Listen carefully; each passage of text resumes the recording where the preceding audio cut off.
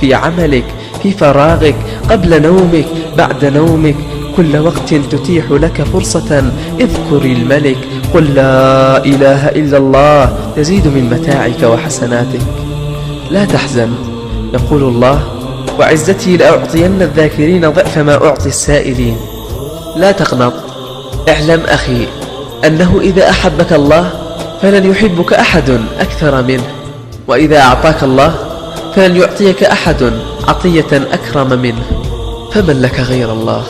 أخي أخيتي، لا تهتم، لا تغتم، لا تضيق، فقط اذكر ربك وسيزيل عنك أحزانك وهمومك وضيقك.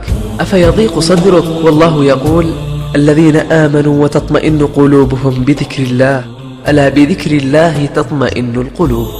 أفتضيق بعد هذا؟ لما لا نذكر الله مع أنها من أسهل العبادات والأعمال؟ فهي كما روي أنها أفضل من الدعاء.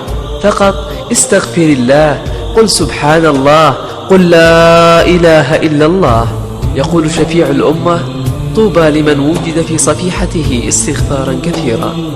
كن على يقين أنك عن الدنيا راحل، ولنعيمها مفارق، وعن قصورها زائل، ولشهواتها تارك، وإلى القبر نازل، وفي التراب ساكن. فابدأ الآن مع نفسك واستغفر ربك وسبحه واذكره.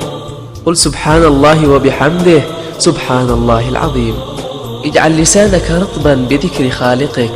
قال رسول الله صلى الله عليه وسلم: من دعا إلى هدى كان له من الأجر مثل أجور من تبعه لا ينقص ذلك من أجورهم شيء.